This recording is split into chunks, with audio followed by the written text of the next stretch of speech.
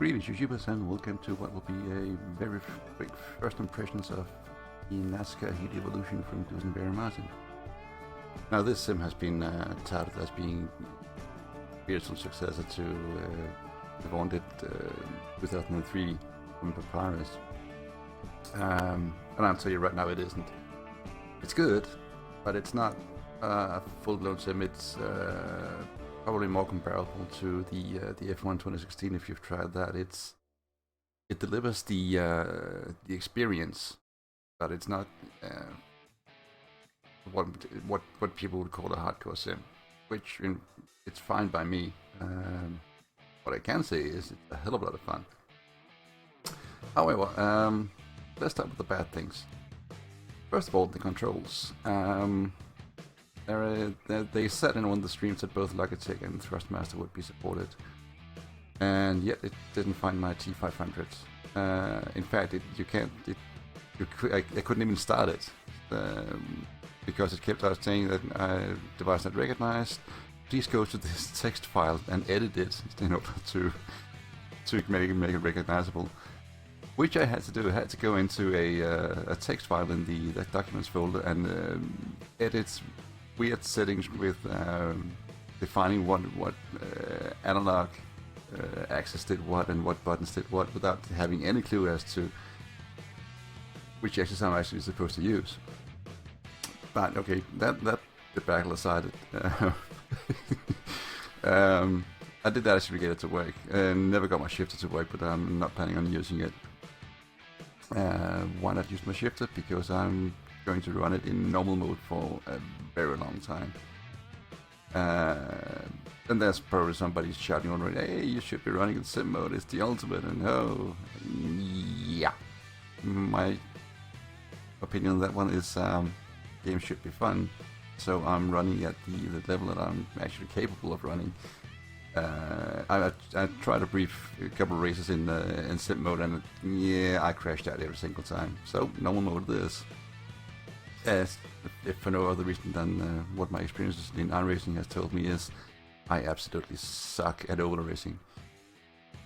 Anyway, a bit more bad stuff to come actually, because if we go into race, oh hang on, here's my window first. Here we go. There's all the different tracks you can accept. Level 2 required. Unlockable tracks? Seriously? Not cool, Duesenberry Martin, okay? I picked for this content, it should be optional. It shouldn't be something I had to unlock. Now, having said that, is that a major catastrophe? Take Charlotte for instance. I've done one race, and I'm already at speed rating 2, which is all I require. So it should be pretty easy to unlock it, but it really irks me, this kind of thing. One other thing I don't particularly like is, hang on, if we go into the race and press Y for race settings, AI, race length, yada yada yada, which is fine, except if you want to change the qualifying, you have to go into options, game settings, and then change the race mode from quick qualifier and so on and so forth. Which I don't really get why these are in two different places, but you know, it is what it is. Anyway, for those wondering the difference between qualifying and quick qualifying, qualify is the standard qualifying, which is a 2-session setup. Quick qualify is 1 flying lap, and that's it. This is kind of what I'm using for the demonstration race I'm about to do. Simply because at the moment I'm simply running through the tracks to get my speed rating up, so the AI knows what level I'm at. At the beginning, when it doesn't know where the speed rating for each track, it is super slow. I mean, I've won the first race of practically everyone that I've started. Anyway, let's have a look at the... Oh, hang on. There we go. I'm still not used to these console buttons.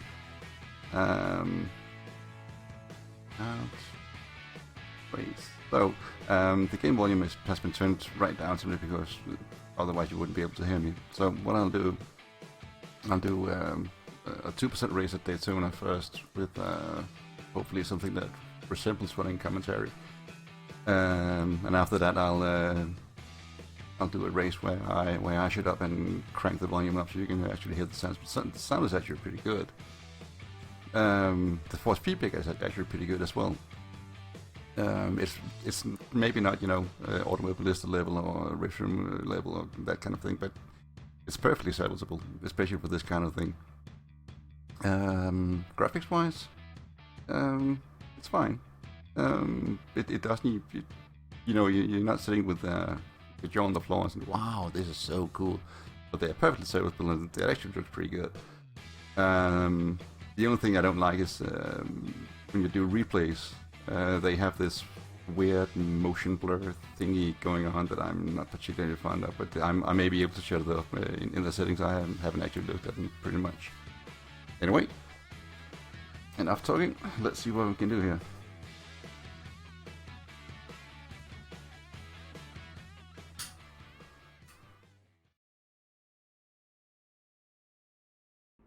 Anyway, it should also be said that since I'm running in normal mode for the sim, I'm also running with auto gearing simply because it feels weird using paddles for these stock cars. Go, go, go, go, go, go!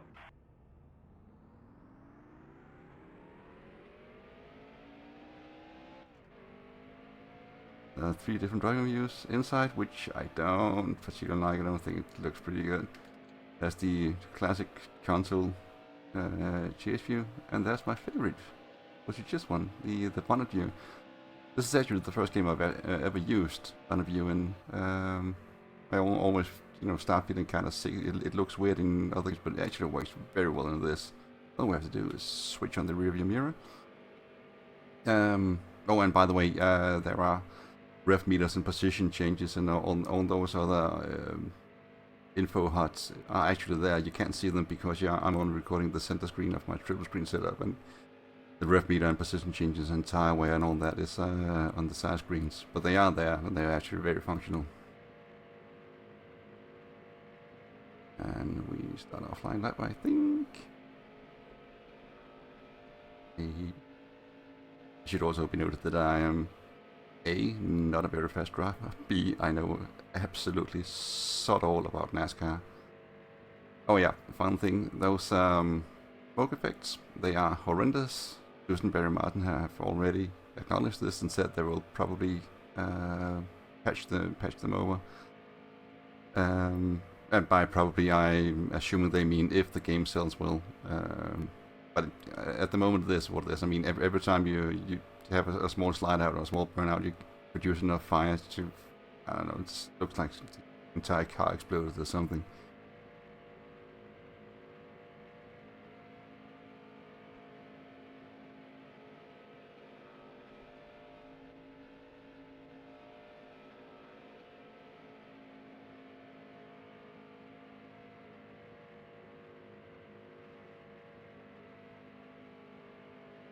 But again, this is Daytona, so there's not much to do except, put a brick on the throttle and just steer around the track. But as you can see, the graphics are perfectly serviceable. I don't actually have a frame rate counter on it, so I can't tell you the numbers, but it's perfectly smooth. I mean, the only and it's also smooth when I start running full packs. The only problems I've had is with the replays when you have the entire field and the camera tries to pan over the entire stadium while they go around the corners. Then I start to get a little bit of stuttering. But again, I haven't played around with the settings yet, so I may be able to cure that.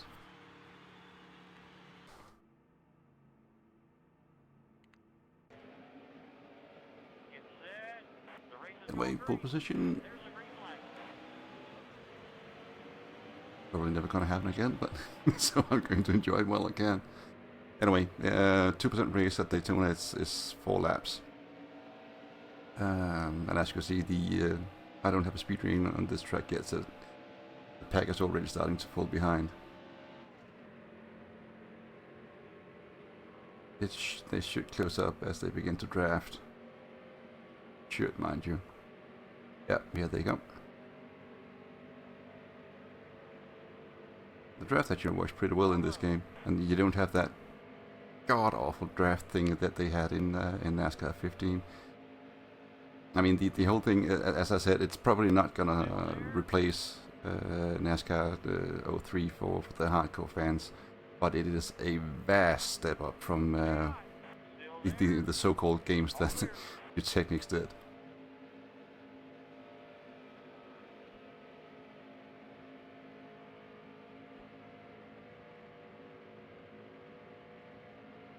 I'm not sure if you can actually hear my spotter, but he's actually pretty good.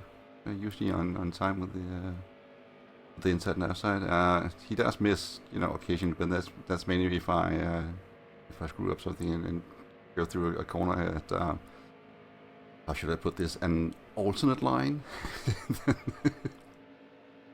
But otherwise, as long as you follow the pack and you try to drive as you should drive, he's pretty good.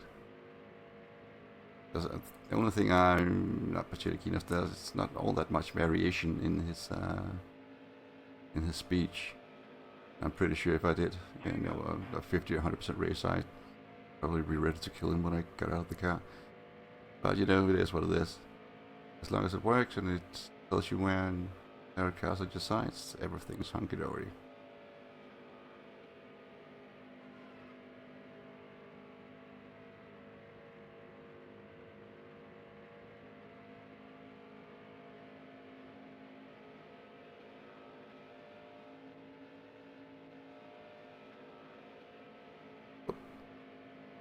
Don't forget to turn the wheel.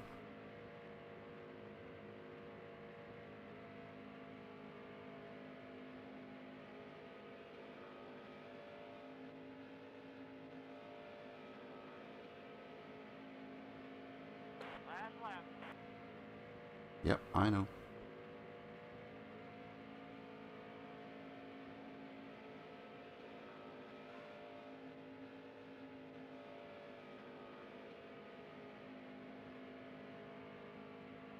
Oh, and by the way, if you do try this, the first thing I do if I'm you, I would tune down the sensitivity on the on your pedals.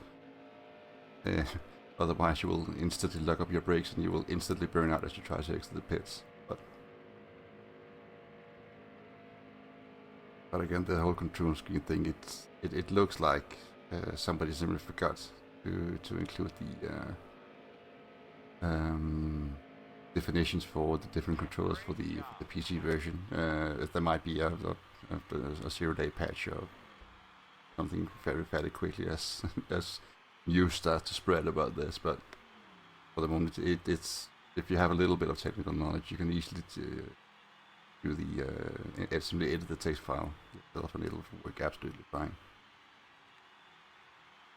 Hey, new speed record. Yeah, of course it is. It's the first time I did it. Anyway.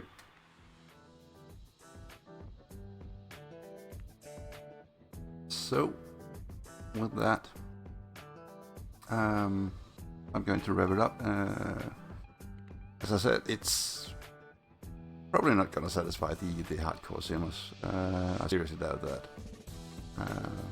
But if you like the semi sims or simcade or whatever you choose to call them, stuff like the F1 2016, this is absolutely fun. I mean, the AI is actually pretty good, and it raises other AI pretty hard, and that's how I'm about to show. So, am I sorry I spent money on it? Absolutely not. I think I'm probably gonna enjoy this. Gotta spend the next couple of days just getting the speed rating up on different tracks, and then try starting her career. Want to see how that goes. I might even record most of it. It depends a bit, but we'll see.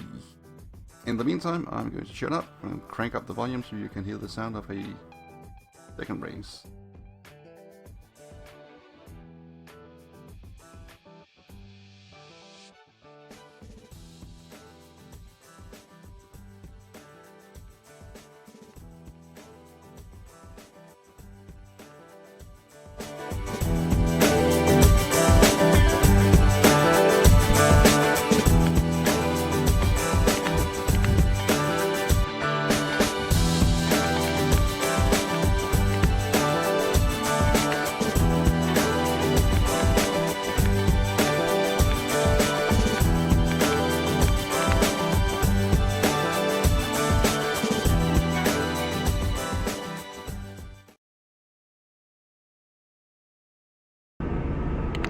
Go, go, go, go, go, go!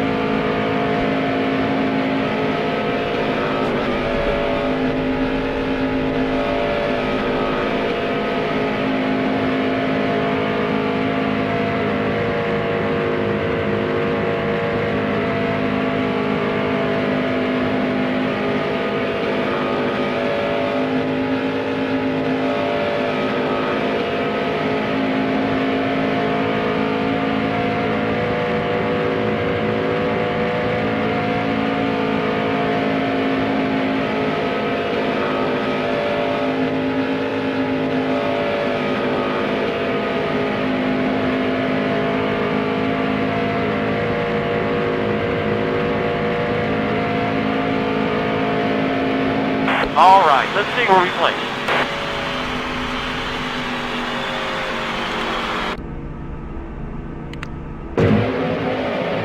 Get set. The race is going green. There's the green flag.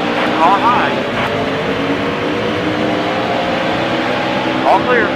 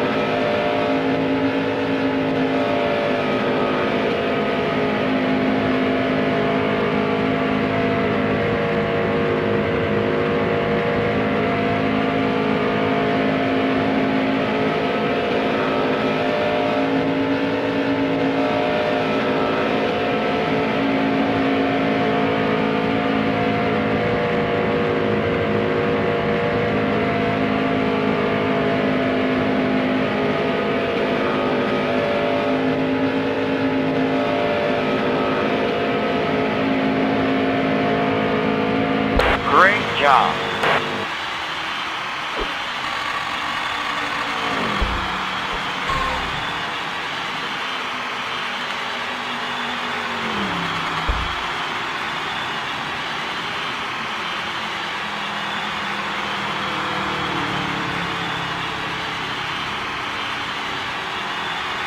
So just a brief postscript on the AI. You may have noticed that in the second race, despite running a adaptive AI, I still outran them pretty quickly. I certainly noticed, so I started doing Daytona over and over again, with pretty much the same results, beating them in a 5-lap race with 2 or 3 seconds every time. Then I tried again at Charlotte, and got a very good fight after only 2 races. Now this is, as I said, a very brief first look at that. So it's a little early to draw any conclusions. It could be anything. It could simply be the adaptive AI doesn't adapt as quickly on super speedways. It might be the AI has problems running super speedways because it doesn't use the draft effectively. It could be any number of things, just something to be aware of. But even then, it's all is not lost. You can, instead of running adaptive AI, you have the option to set a specific difficulty level. And after I cranked it up by 6% from 94 to 100, I got a race where I qualified 40th and ended 38th. So the AI is definitely capable of racing you. Whether or not the adaptive AI is actually capable of adapting to you. At least on super speedways, that's a different question, which we will may not get an answer to in the coming weeks. And as I said, Barry Martin have been away from the gaming scene for I think a decade or so.